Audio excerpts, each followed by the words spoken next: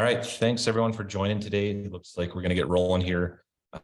We do have Q&A, and we do have, I think chat should be enabled as well. But either way, answer or ask your questions to there as we go. We'll take time at the end of this to kind of jump into anything that you have questions on. So if you have anything that is sticking out in your mind right now as questions that you have, or in the future, we will get to those questions as they come in at the end.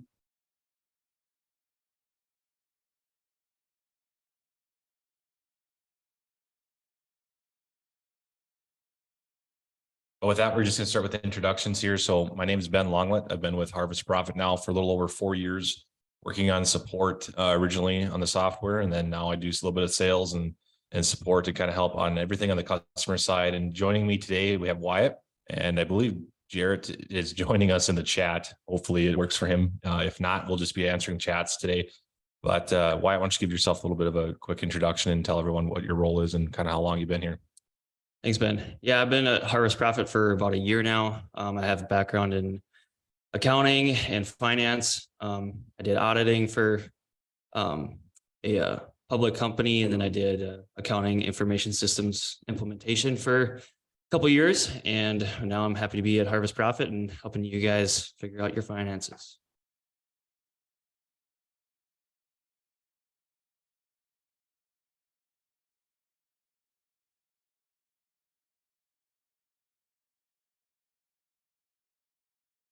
Trying to just figure out our video feed. It's only going through me right now, so we're just having fun today.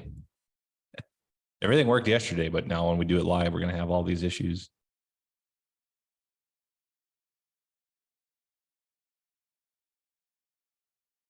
All right, we're just going to have to switch back and forth. So I'll get this. I'll switch back to me and we'll get started here. So we really wanted to just kind of highlight how things went for Harvest Profit this winter, and the things that we've been working on,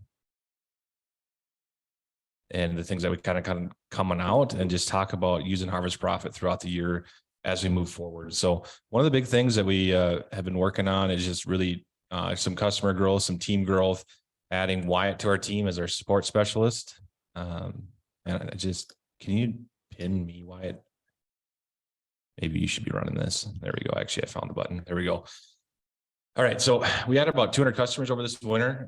Been pretty good growth year for Harvest Profit, and we've added a lot of things to our tool, to our things like profit maps. I don't know what else sticks out to you is some of those big. We've had a lot of changes just on the back end of how the software works to handle performance on larger accounts and things like that. So there's been a lot of work going on in our team. We've been kind of working on some bigger projects. You might not have seen as many new things come out or small things come out recently, but we've kind of ramped up again on focusing on a few customer requests. And we always do take customer requests as we go forward and work on the software. So if you ever do have things that you see or want added to the software, make sure you reach out to support, let us know. We really focus on listening to the customer when we move forward on how to make the software better. With a lot of kind of volatility in the markets and interest rates are high, our input price is still high. It's really important to be tracking that profit and loss through the season. So we really wanted to talk about a few things today and just highlight some very important parts of Harvest Profit and just kind of tips and tricks on how to be successful throughout the season. So Wyatt, I'm going to turn it over to you for a second while I get my computer screen turned on and start sharing. So if you have anything you want to add in so maybe some quick common things you've seen recently on support, or things that we can just talk about quickly. Yes, one common thing is working with templates and applications. So after your planting season, if you're using Operations Center or FieldView and bringing over applications into Harvest Profit, we're going to be talking a little bit more later, but about your budget versus your actual. Something you can do is create multiple scenarios, one for your budget, one for your actual. And a common question is, how do I do that? Well, there's a couple of different ways, but when you create that second scenario, you can choose which items to copy over from scenario to scenario. So what I typically recommend, if you're importing operations, but you have templates built for your budget, that you can deselect applications to copy over. That way, when you go into your actual budget, it's all clear. There's nothing sitting in your applications. So then you're free to then import all of your applied data in from your systems.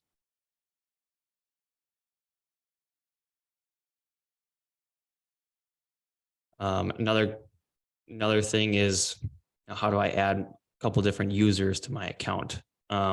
We have two different options. We have a driver option, and we have just kind of another user to your account. The driver app allows drivers to put their tickets in, but not see any other part of your account. So they can't see any financial information. And then the other piece is you could add your agronomist, you can add your banker, you can add your brother, your business partner, whoever, to also see your account. That's done in the settings page in Harvest Profit. You can go in and add as many different users as you would like. All right, with that, I'm going to jump over, and it should be able to see my screen now. It changed the video spotlight here.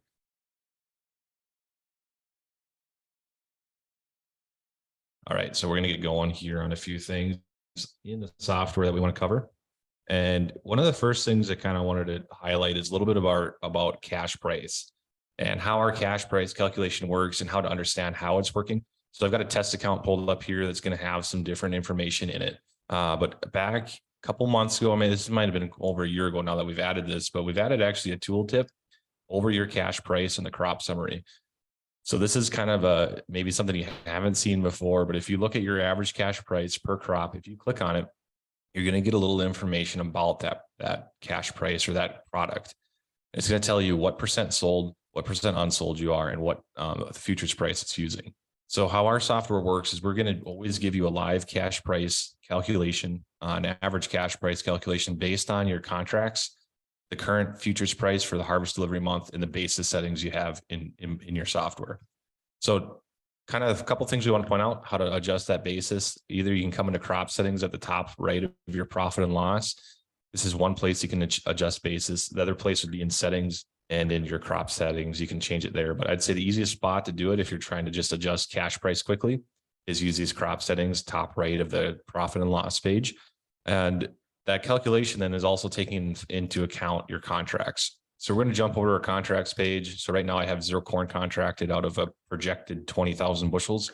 So as soon as I add a contract in here, and we're just going to throw a quick cash sale in here to show you how it works. Say this is a 5,000 bushel contract, and we'll just say a futures price of $5. Or we'll do a little, say this is a December price of 570. Can add in our basis. So we have a 30-cent basis, and we're going to save this contract. And what this is going to do now is it's going to say this contract is it got a 540 cash price. And I'm going to switch. This is a good thing I just pointed out here. Actually, this is a common mistake or something that people will see happen. So you can see I added a contract and I didn't sell any bushels, even though I sold 5,000 bushels. We didn't sell any bushels on our account. So this is a good thing to point out here. So what happened here is I created a contract for the entity of North Central North Dakota test account. Well, what happened if I go to my crop planner and I want to look at which fields have corn on them, this Ben entity is the one that has the corn on them. So what I did is I sold crop production for an entity that doesn't have bushels projected to be grown on it. So if I come to my contracts and hedges, come switch this to the correct entity and save this contract, now we're going to see that 5,000 bushels show up. So that's actually a common thing that people run into with multiple entities on their account, is that you can assign bushels, sold bushels to the wrong contract or to the wrong entity. So that's always something to be aware of. If you add a contract, make sure those bushels are updating. But now that I have this in here, we can come back to our profit and loss, click on corn. We'll see that this adjusted, and now it shows that we're 74.99% sold at 495, and the rest is sold at 540. And that's going to bring our average to that 506. So that's how our contracts work, how that average cash price works. And now you might have a question for a crop that's not connected to the futures market. What's going to happen here is we're not going to be using any futures market data. What we're going to be using is this budget price. So if we open this up, you'll have a budget price for all your crops. So it's going to use that budget price as that harvest delivery type contract. So you'd have to update that every time you come in here if that price is higher or lower. Say, Ben, what if I don't necessarily have a contract that I've already made, but I want to see how things are going to affect my P&L. But I want things to stay in harvest profit. I don't want to have to come back and put everything back in. Like, what's the best way to see that? Yeah. So kind of good thing to point out here is that both on our crop breakdown here, we can edit our yield and we can edit our cash price quickly. And just if you want to quickly see, like, I want to see what 120 yield looks like or 130 yield looks like. If you're watching my profit and loss number up here, if I switch this to 40, as soon as I switch it, it's recalculating. We can do the same thing to our cash price, change it around and see how it affects our account. The nice thing about this is it's kind of a quick way to check, but as soon as I refresh this page will reload and it's going to go back to the defaults or the calculated yield averages and everything. And now you might say, well, I want to run a report using a different cash price. And that's where we can use this budget price. So we can say, right now my corn budget's 550. Should probably change my soybeans to be something a little higher. And let's throw our budget numbers in here and save it. But now what I can do is I can flip this toggle here that says budget. So now we're going to be running these budget numbers. The nice thing about this is if your banker says, I want to see your profit and loss run at, this dollars for corn, this dollars for soybeans, they're using a standard number across their crop projections, throw them into your budgets, click that budget price on. And now we can actually export a report, a PDF report of our profit and loss based on the numbers that are locked in here. Another thing to highlight, we also have this per acre toggle here. Super nice for if you're trying to diagnose an issue in your account. Like if you entered some data wrong and you're not sure what's wrong, flip that per acre toggle on and you can come through your corn expenses and start looking at, okay, what's wrong here. Really common issue when entering inputs is on overhead. We'll see if we can get switched over here. So on overhead, if I add an other category and I'm thinking like, well, I want to add a payment for $25,000. Actually, and we'll just say this is a tractor payment for $25,000. It's pretty common to just save it. You type it in, save it. We're going to come back to our profit and loss and we're going to realize right away, like, oh, we did something wrong. We're negative $88 million. It's because that on that other category, we default to per acre as that unit. We're going to want to switch that to total. So it's common things like that. Obviously, that's a really easy one to diagnose, but sometimes you might enter data in and use the wrong label, put it in per acre versus total or vice versa. But when you're on that profit and loss and you flip this per acre, it's pretty easy to see where that mistake would lie then.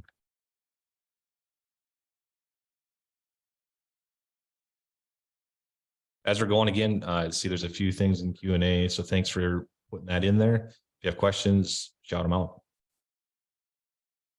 Next thing I want to talk about is this budget versus actual. So this is something that comes up a lot, is that if I'm using harvest profit throughout the whole season, I want to create a budget and then go through and create an actual, how do I do that? What's the best way? So why don't you throw a few words in there, kind of what you see or what you see best from the customer standpoint?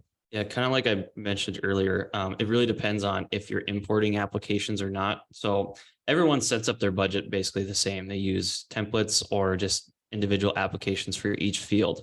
But then when it comes time for getting your actual data in there, you're either manually putting in your actual numbers or you're importing it from Operations Center or FieldView. And so the big thing to do is just kind of how you want to handle it. So if you're creating that second scenario, Ben, can you pull that copy scenario open? So just the scenario management. Yep.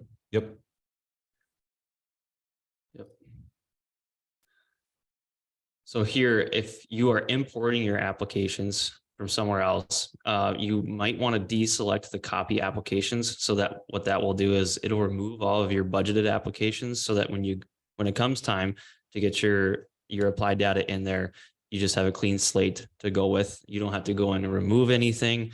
You just go in and get that data imported. Some guys do like to have their templates stay in there just as a reference, and that's fine. You just have to remember that you'll have to remove them from each field so that you're not doubling up on applications. Perfect. I'm going to go through and show you a little bit more about this scenario tool. So just to explain this, just again, if I have a profit and loss built and say this is my default, this is what I budgeted for 2023. And now we're going to say, I want to save this in a set time, and I'm going to start moving forward on actuals. So like Wyatt said, we have this tool that's called scenarios. You access it through by clicking the default drop down here, adding that scenario like we just talked about. And that's just creating an identical copy of your account. But what we can do is we can edit those scenarios separately. And so that means we can leave one set in place. The other one can be the new one where, like Wyatt said, move the applications and only import those actuals. And what this gives us then the ability to do at the end of the year is on our profit and loss page, we have this analysis tab, and we can go in here and we can do an analysis on scenario 1 versus scenario 2. So if I look at 2023, I have some scenarios in here. They're a little different than default versus actual, but we can pull those up side by side. And we can look at, scenario 2 here was $18,000 more profitable than scenario 1. And kind of to just jump into a little more about like where we can use those scenarios and what we would use them for. It's pretty endless. There's a lot of opportunity here, whether this is because we can do a lot of neat things. Not only can we just remove applications, we can remove contracts, we can remove land, we can add land, you can add acres, you can add crop rotations, all sorts of different things. So if we want to look at, a lot of people up north in our area might be wondering what to do with crop rotation as it's snowing here again this morning in Fargo. Even further north of us is getting quite a bit more snow and water. You might be thinking that, maybe our late season crops, or maybe we got to drop down in maturity. Running those through a scenario, just looking at what that looks like on your farm. Maybe we're going to switch that crop rotation up a little bit, maybe not put as many corn acres in, whatever it may be on your operation. You can throw that in a scenario and you can do that comparison and really realize the actual numbers and how that affects your profitability on the farm. Ben, how long does it typically take to do a second scenario? Let's say if I wanted to switch up my corn to beans, how long does it take to see what that analysis would be? Yes, there's a couple different ways that would factor that, but just a copy scenario, a typical account probably only takes, a minute or two to make the actual copy, and then you can start editing right away. And there's a couple tools within Harvest Profit that make this faster. And one of those is going to be templates. So we can create templates for applications that apply automatically based on the crop type. So you'll see I have a template in here for corn, soybeans, and wheat. We're just going to open up my corn one. I think these are pretty basic in this test account, but I'm just accounting for seed chemical fertilizer. But what I have set down here is it says it applies to corn. And I have this little checkbox marked, and that says it's going to apply to fields automatically based on applied crops. So if I save this template and we come back to our applications page, we're currently showing templates based on crop type. So if I go into my crop planner and I switch one of these, say if I switch one field from spring wheat to corn, it automatically delete the spring wheat applications and pull in those corn applications automatically. The only thing you have left to do then is go to yields and update our yields. So we don't automatically change the yields. You'll have to come in here for the crops that you switch and make sure that if we switch to spring wheat field to corn, that is, we switch that spring wheat yield from whatever it might have been at 55, 60, make sure we get it set up to our corn yields. And it's super quick, super easy. So I'm going to highlight this scenario that we currently have in here. This is, we were working with some farmers in wheat country about See & Spray, using it on, I got to kind of remember how we set this up, but this was about 3,000 acres of wheat, I think, in this account. We're going to pull this up here. So actually 2,450 acres of wheat. And then we're going to look in my inputs, actually my applications for my templates for spring wheat. And I believe what I did is we put a burn down application in for spring wheat. And so this burn down is going to have 2,4-D and Roundup in it. And what we did is kind of cheated in the system here, how we were doing this, but essentially what we're showing is 80% of the cost, or 80% reduction in cost. So this is a $20 per acre cost, I believe. Actually, no, it wouldn't have quite been that, but what we're showing is that if we can remove 80% of the chemical, our new cost per acre is $3.60. We do have the equipment costs figured in here. We do have higher pricing for the equipment. I think on the payment section, it's about $20,000 more per year on the sprayer. I can look at that. It's $15,000 to $20,000 more. But just removing that one pass using See & Spray, and pulling out that herbicide pass on that burn down and only spraying the green weeds in the fall, that scenario netted that plus $18,000. So we'll pull it back up here because it'll make a lot more sense here. Looking at the side by side, so we're going to do default versus See & Spray, and the categories that this is going to affect is that our payments and depreciation. So we added $15,000 in payments. We removed $35,000 of chemical. So just that one pass on 2,400 acres going down that 80% reduction, which is very common in that wheat country where they're doing burn down with See & Spray.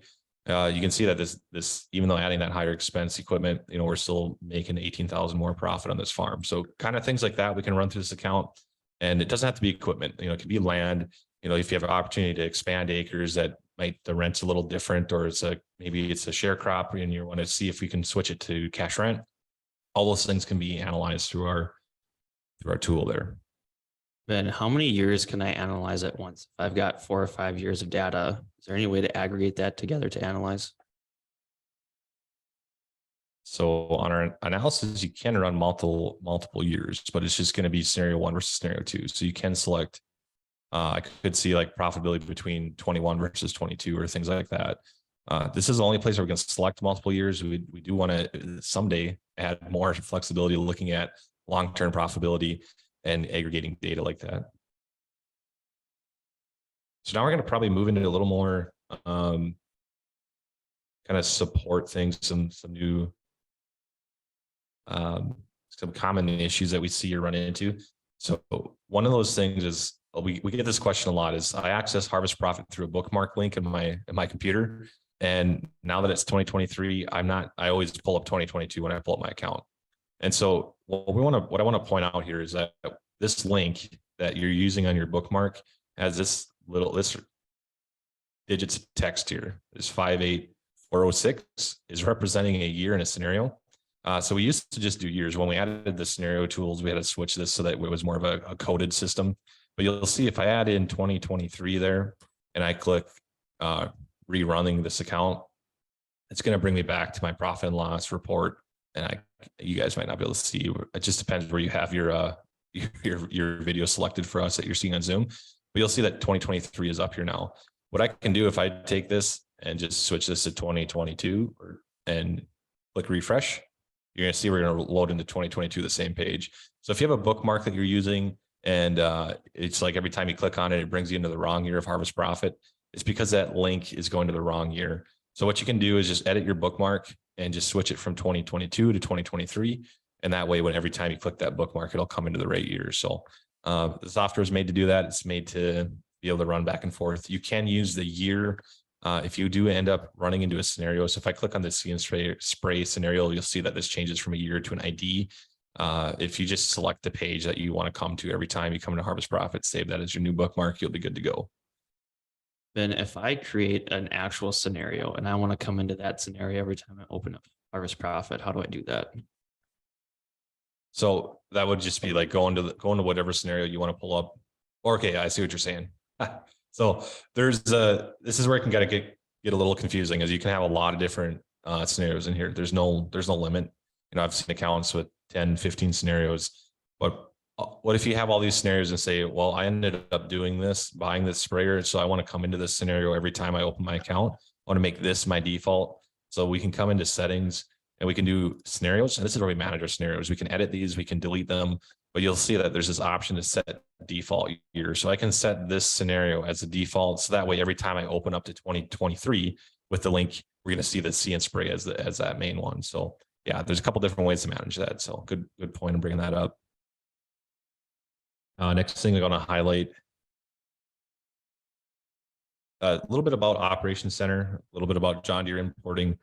I don't know if I have any examples on this account. We're going to look. No, I don't. So we changed a little bit about the importing process. We can send out some screenshots. Maybe I don't want to pull up a different account at the moment to show that, but you'll now see that when you're in the applications page and you're importing machine data, as you can see, this account has 0 machine data. So if you're showing zeros here and you should be showing numbers, contact us. We'll help you get that figured out. But as we open this up and you see this machine data inbox, it's going to look a little different now. So we're going to be able to, on John Deere data, we're going to see the boundary now of the applied area, a little bit more information, a little bit more details. So that's one thing that's coming in. In the future, we're looking at, I've mentioned this before, but we're trying to get into the point where we can automate pulling in these applications for machine data. Because right now they populate in this machine data box and you have to click import. You have to select which ones you want to import. But as we get closer connected to Deere and Operations Center, we're really looking at how do we automate this so that this process of creating an account from start to finish is just easier. And the reason we kind of pulled back originally is when we were working with FieldView and Deere and pulling in multiple sources of data, it just didn't make sense to automate that input because there's potential for duplication, things like that. But now that we've come closer in the integration and FieldView has an integration direct to Deere, it allows us to really streamline that data flow. One other thing to pull up, we talked about FieldView, our integration. We do have a separate FieldView integration. There are some issues that we're working through with that right now, trying to decide how to go forward on that path. But one thing I want to point out is that if you are using the FieldView integration and you do have John Deere as well, there's a way to combine that integration on the Op Center side of things. So Wyatt can help you through that process. There's a support doc out there that shows how to do that. And maybe Wyatt, while we're talking here, if you want to pull that up and put it in the chat or Q&A or however that works on here. But that using, not only are we going down to one place that we're pulling data from, then it also allows you to build profit maps using FieldView data. And that's something that I just don't, at the moment, we haven't done profit maps for FieldView. And just because of the way that Operations Center integration works, that's something that's probably not going to come to the FieldView integration. You're just going to have to go through the John Deere side of it to make it work. So that's what I do on my farm. We do have a mixed fleet of equipment. I've got stuff pulling in from multiple places, and we can pull it all together in Op Center and make those profit maps.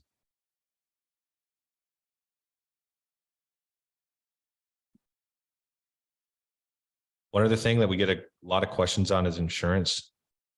I think, why did you get that dropped in the chat? Yeah. So if you go into the chat, everyone, you'll be able to see that document on how to connect your FieldView to Operations Center. Wyatt, I'll let you talk on this a little bit about insurance and kind of what you're seeing and the questions we run across, and then I can kind of pitch in when we need to.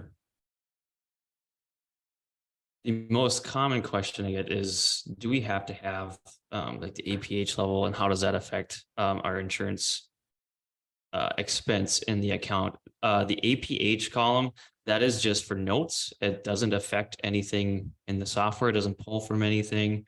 It's just basically for you to know what your insurance coverage is. We're also starting to see more types of insurance. So our basic insurance right now is our coverage amount with their APH and cost. But if you've got other types of insurance like SEO and ECO, you can add custom categories for those insurance expenses. So Benny, if you want to show where we do that. Yep. So I guess one other thing is there's a couple different ways to do it. You could put it all under crop insurance. The only thing is we don't have a field in here to put a description. So that's kind of why it gets nice to add these custom categories. You'll see I don't have any added, but we can add a custom input category, and we can call it like extra insurance option, insurance options for all those extra things.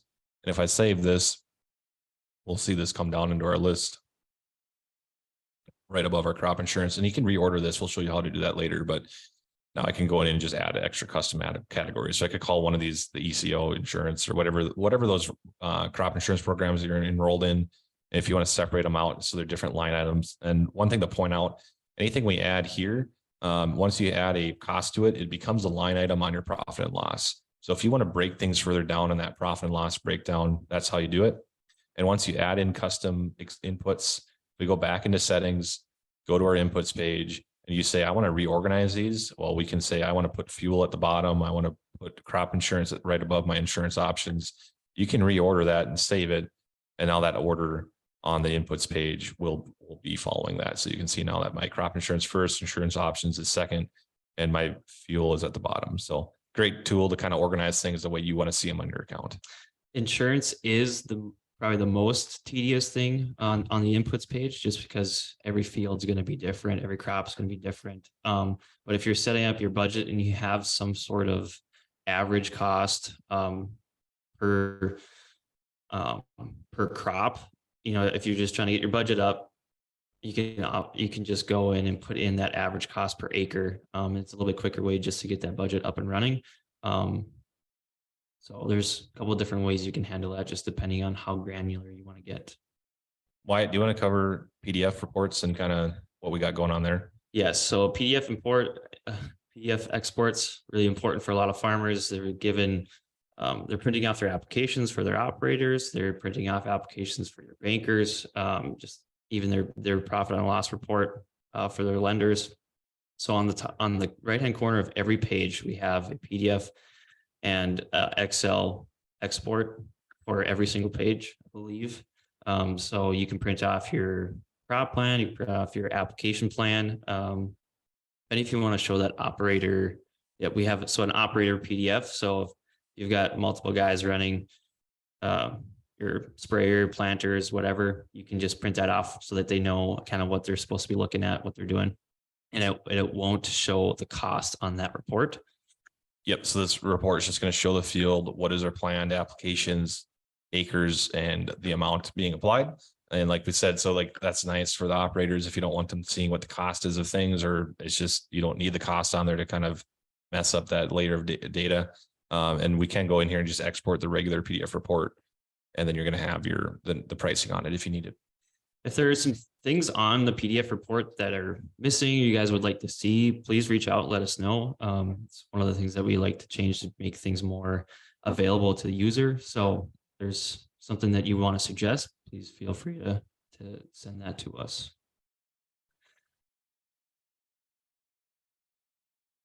All right, with that, Wyatt, why don't you talk about a little bit about how to contact support, how we're available, ways that our customers can utilize you and the rest of our team, and what's the best way to get in there? A couple different ways. We got email, and then we have a support call scheduling. So you can go on our website and schedule a call with support, and set up a time that's convenient for you. Typically, we meet half-hour sessions.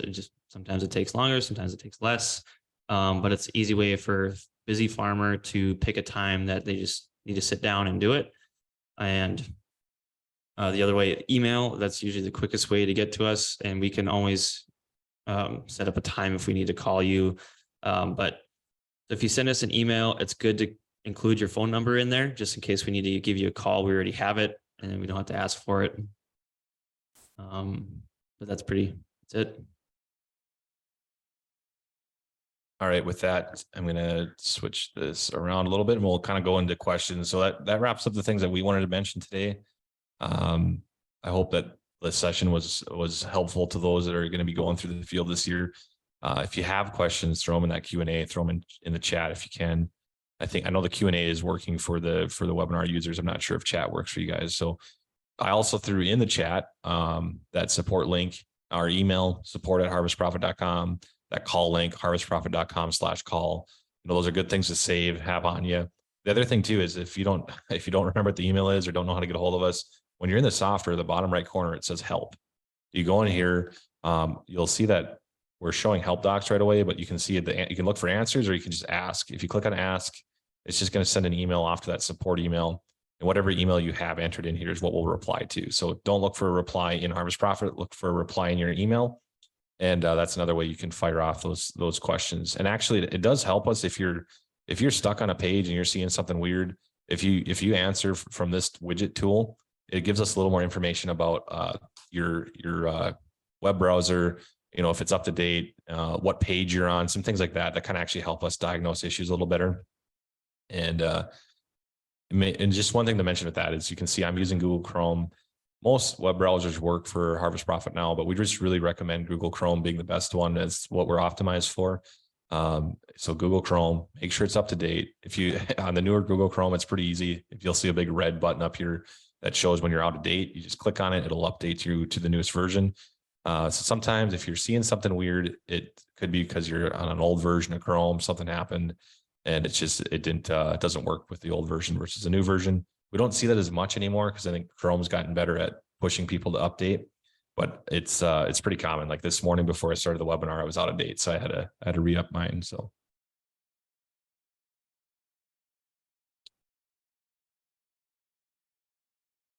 with that, I'm going to go through some questions here. So one thing is, will we ever bring in data from Farmers Edge?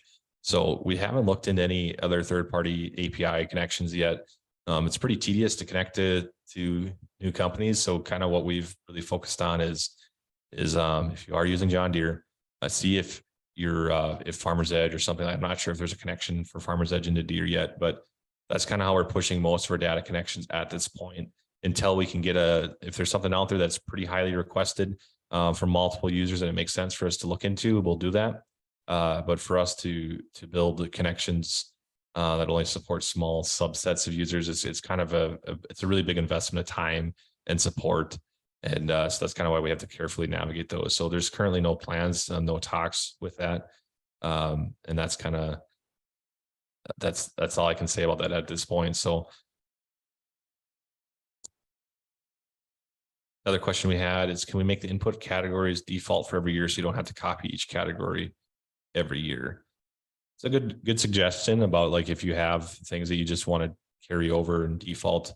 We've made the copy inputs feature better, so it is quicker. I don't know, when did that come out, Wyatt? Earlier, a couple months ago that we so it's pretty recent, and I'm show that then. Yeah, I'll pull that up. So yeah, we made some updates to the kind of the interface to show what inputs are copying over. Yep. So yeah, and I don't know where that question came from too. Like maybe you don't know about our input copy feature, but when you're on any of our pages, there's these sub tabs across the top. So inputs has a lot. So we have inputs totals.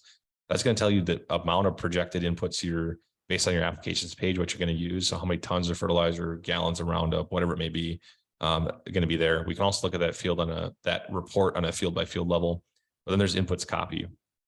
So now we say, if I want to create my 2024 budget already, I can come in here and say, I want to copy everything from the 23 year over to 24. And what's nice now is that as soon as you click what you want to import over, it copies it right away. So we've removed kind of a step of this. You just click on them all. And you can see it's copying them over. So I can click at the top of the category. It'll remove the whole category together. And I'm just going to click save, and that's going to save that page. They'll all be copied over. And as you can see, once it's saved, the lists match up, and we've moved everything to 24. So we'll probably keep just focusing on the copy feature, because there are times where people want to manage this list as they move it over every year. So it's good to kind of look through it, make sure that everything's up to date. So that's probably going to be how the way we move forward, and just keep building copy features that make it easier. Really what we could do is just we should just add a copy all button to this page just to make it even faster. Another thing to remember is when you're making scenarios, so let's say you make your budget and then you finish it, you make your actual, you want to go back and you want to add some more inputs into your budgeted scenario. Well, those new inputs are not going to automatically copy over into your actual scenario. So you want to make sure that you go back into your inputs copy and move those inputs over. And that goes for the same with applications. So Ben, you want to show where that copy to scenario is? If you make new applications in your budgeted scenario, you can copy over into your actual scenario. Yeah. So copy applications. Yep. So if you click on a field, you have the option to select just one application or all of them, or you can see it already says copy all applications. And now this is where it gets flexible, is we can copy internally within the same year. So if you create manual applications for one cornfield, you can copy them to all your other ones. But then we have this option. We can start going to say, I want to copy these to 24, 25, whatever you want to do. You can copy them anywhere. So there is a lot of copy features within Harvest Profit to make that data entry easier when it comes to creating budgets or whatnot. Best practice, I would say, is to basically wait till the last minute to make your actual scenario, because you might be planting, you're going to go in and make some changes. So just depending on how you want to manage that, just be careful so you don't have to create extra work for yourself, but those options are there if you need them.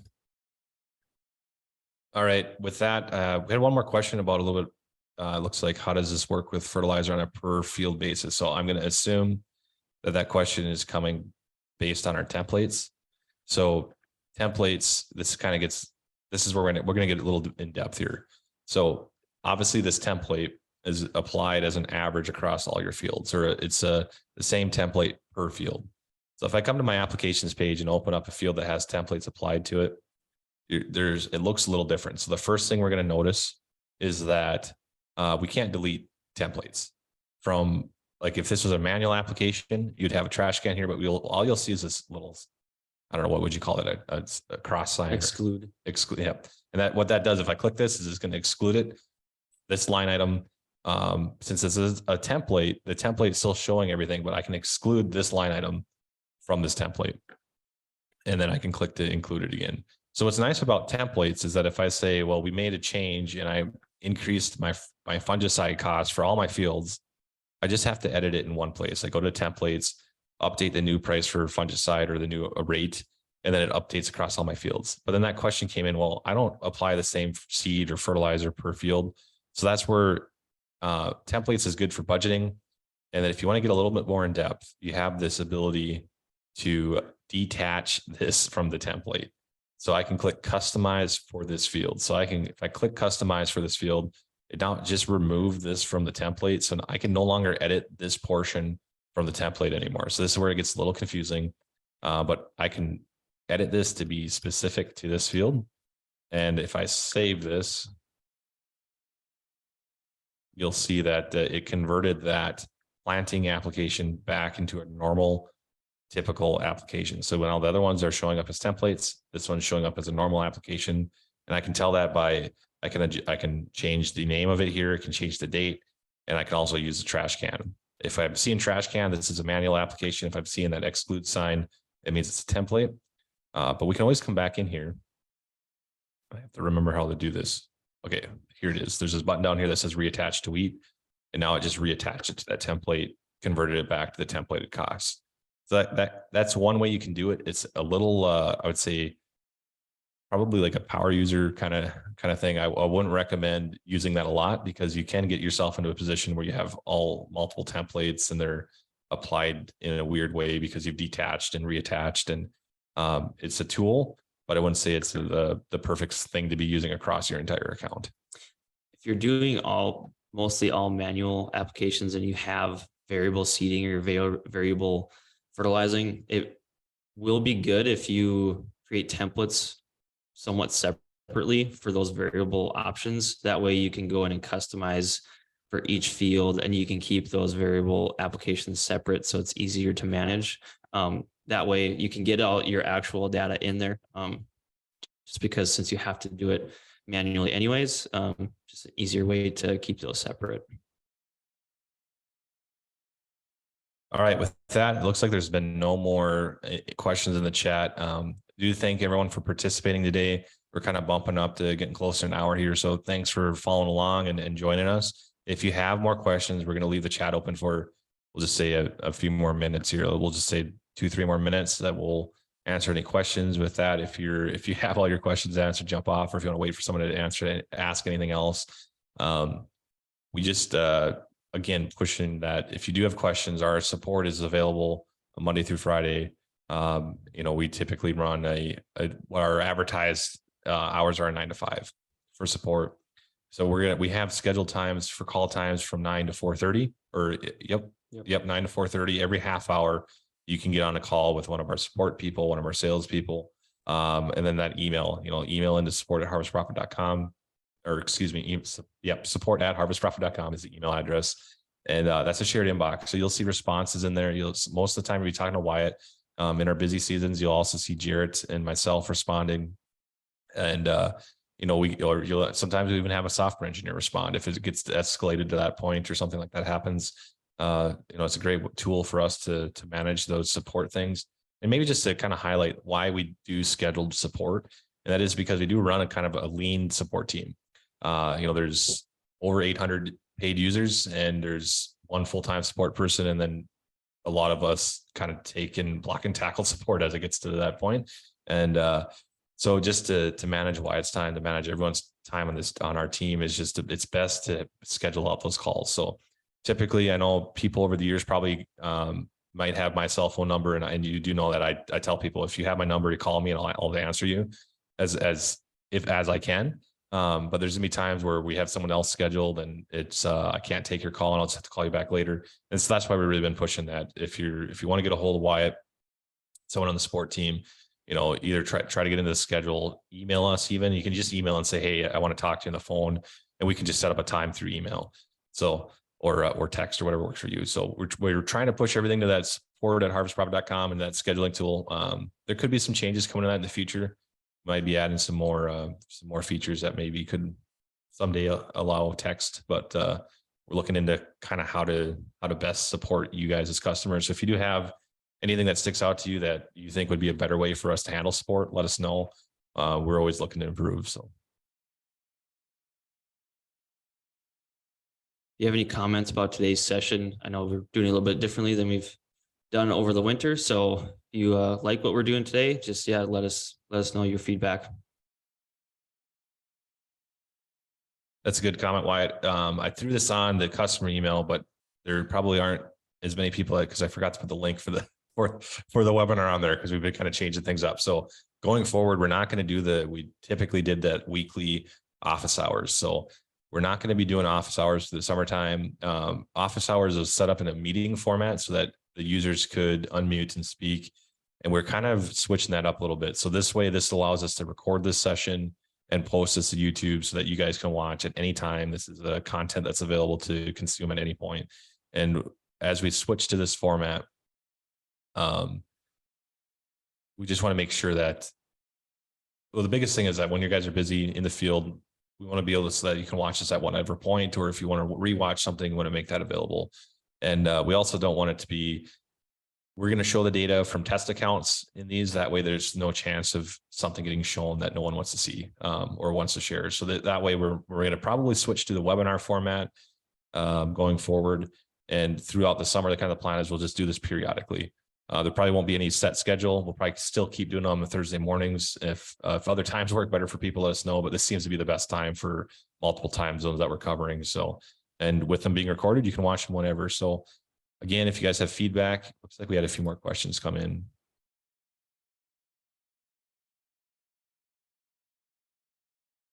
So we had one question about some pop-up reminders for common mistakes you guys see in support.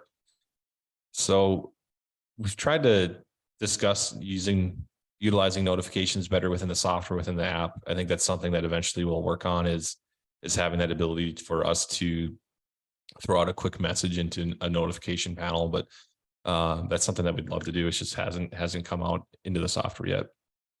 So thanks for that question. And then we had another question about building fertilizer blends. So we don't have a blend calculator specifically in Harvest Profit. So if you wanted to build a blend, you'd have to put in each product individually as a line item in your applications page and put the rate of each one. If that blend, the flip side of that is if you apply it through John Deere as a blend, it comes in as a blend. It's just going to be labeled, 1152 or so, it'd be your custom blend number. Maybe you put in your actual rates of, if it's a custom blend, it might be 25, 50, 18, whatever it may be.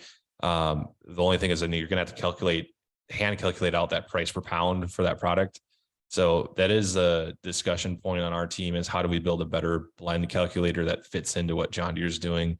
So that way, when we do have blends, that it's easier to calculate price and things like that. So at the moment, it's a little bit more manual. We just don't have the ability to analyze blends.